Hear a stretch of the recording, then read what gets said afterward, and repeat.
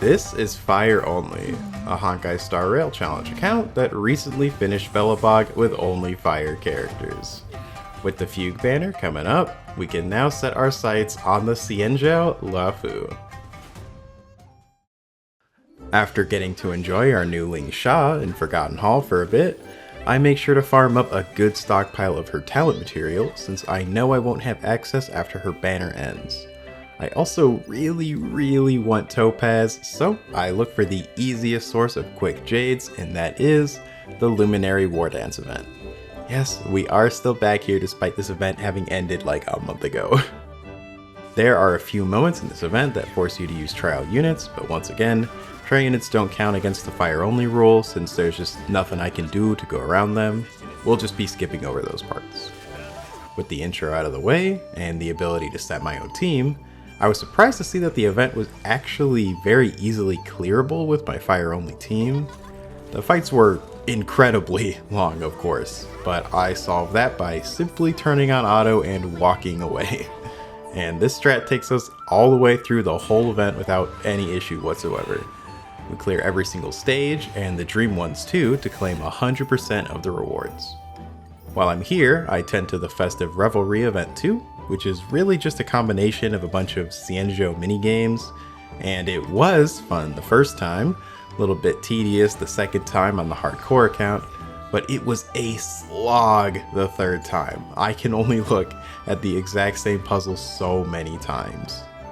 With the jades from both events, I do my pulls for Topaz, hoping for some sort of early miracle. We'll see if we get Topaz. Which we probably won't, but it's worth a shot. Come on. Nah, nothing. We nice end though? Nice. Okay, that's E2.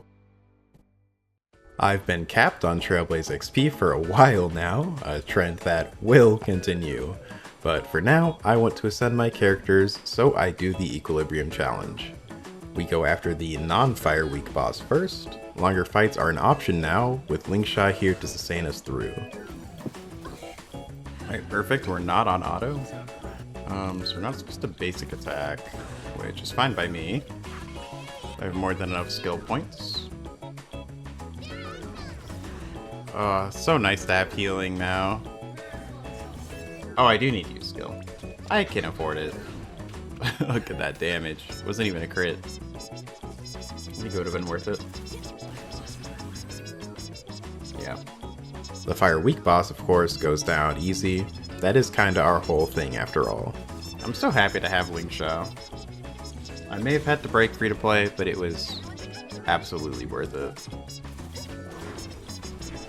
I should really be saving Wei Naifen's ult, probably, but also it's kinda whatever. This isn't the hardest content by any means. Yeah, we're all good. And there we go, Equilibrium upgrade. With that, we claim our standard 10 pull and 800 jades from the permanent Trailblazing Will event and instantly use it. Unfortunately, by this point, Topaz has already left the banner, but I can still hope for Gallagher or some Eidolons for the fire characters I already have. We're at 51 pity? This could be it then. Alright, let us hope for Asta if we get anything. Alright, no early, we'll skip. Luca, no fire. Yeah, no early. I mean, you know, Guinaifen's on there. Anyway, with our Equilibrium higher, we can ascend all our characters, so I go around collecting the various materials for that. The Blaze Out of Space, we have to fight for Hook, and Asta's upgrade mat is an absolute slog. I never want to see another Blaze Out of Space after what it did to me in episode 3. Thankfully, Hoyoverse continues the trend of forcing me to face my nightmares by having Guinaifen's upgrade mat behind a Searing Prowler. Awesome! After 20 years of fighting the Searing Prowler, we claim the upgrade mats for Best Girl and get on our way. Ling Sha's turn now, but we can't get her mats anymore due to losing early access on that Stagnant Shadow. But I'm gonna get her ascended. So I find the easiest stagnant shadow to farm with fire characters, and farm twice as hard so I can craft the ascension mats Ling Sha needs. Now that everyone is ascended, it's time for traces. There's nothing interesting about the trace farming, so I'll skip over most of it. What I will mention is that I can get this bonus ability that lets Asta apply burn with her basic attack, which is fantastic for supporting Guinai Fen, and I just have to defeat Doomsday Beast. Doomsday Beast is another one of those Fire Weak bosses, so I probably don't even need to tell you that it was bullied to oblivion, having all 3 parts broken almost the whole fight. We unlocked the bonus ability, and I have Hook's first bonus too, but it's pretty small and I would need to do Cacolia for it, so I decided to use the rest of my stamina on other mats instead.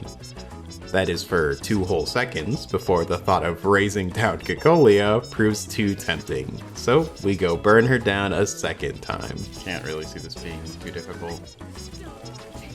Punch. And then let's do a ton of damage here. Yep. Yep.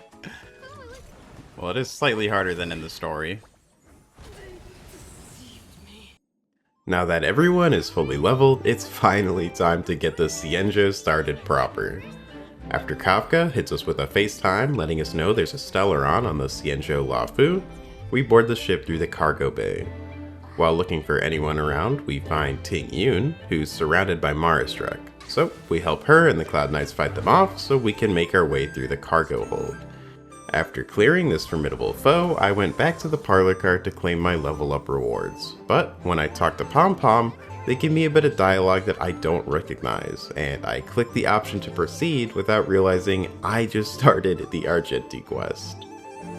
I have to admit, I haven't done this and many other quests on my main account yet, so this is my first time experiencing it.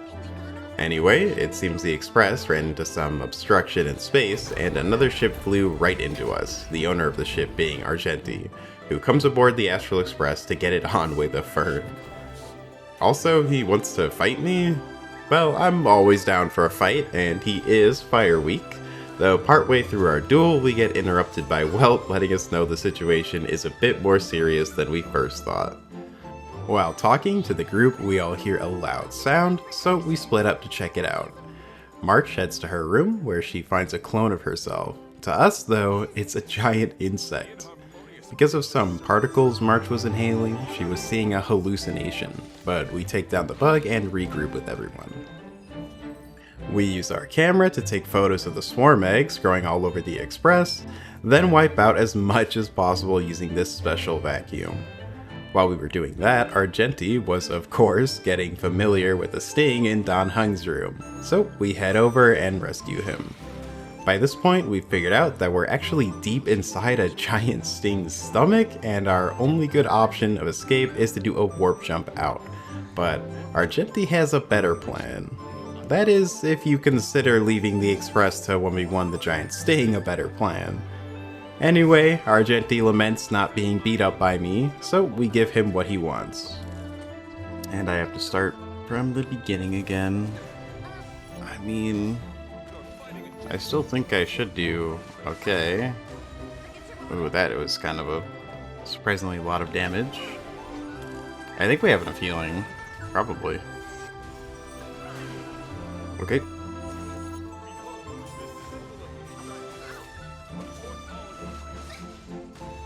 Lots of damage being dealt, though. Yeah, we're good.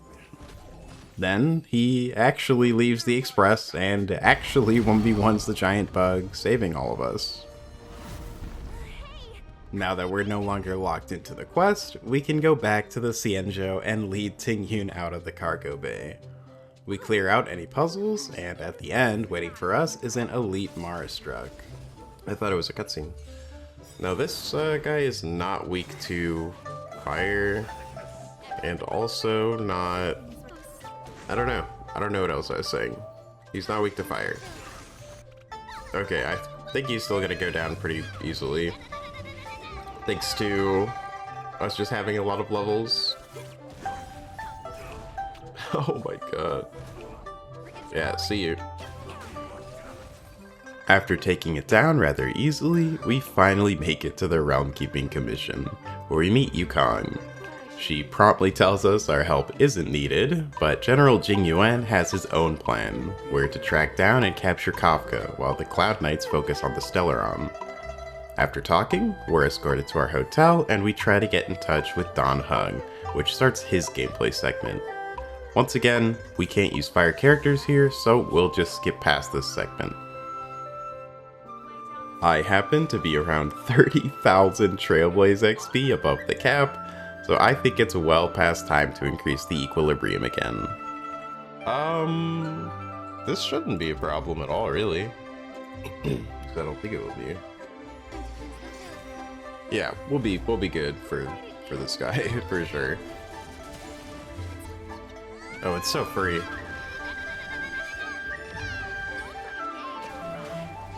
Let the burn take him out. Yep. We'll see how this goes with no weakness break. We're just gonna keep skilling on hook. Get the ult out. We use basic attack here. Click skill for big damage. Yeah, not a problem. Both of these fights go down easily enough once again, and we instantly level all the way to 48, so it won't be long until I'm raising the EQ level again. I claim all my level rewards from Pom Pom and notice I'm at Soft Pity for Standard Banner.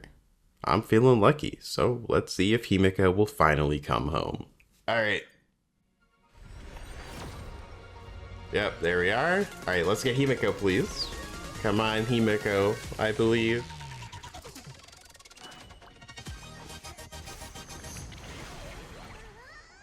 So that's 71, right?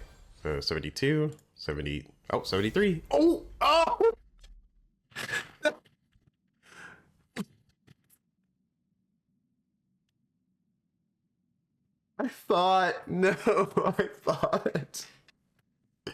I was so sure. Why does this always happen to me?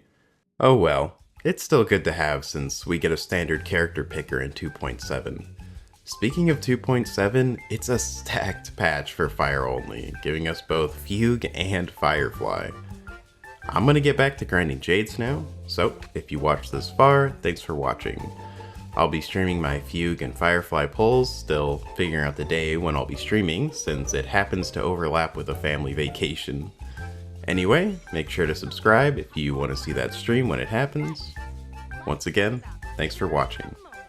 See you next time.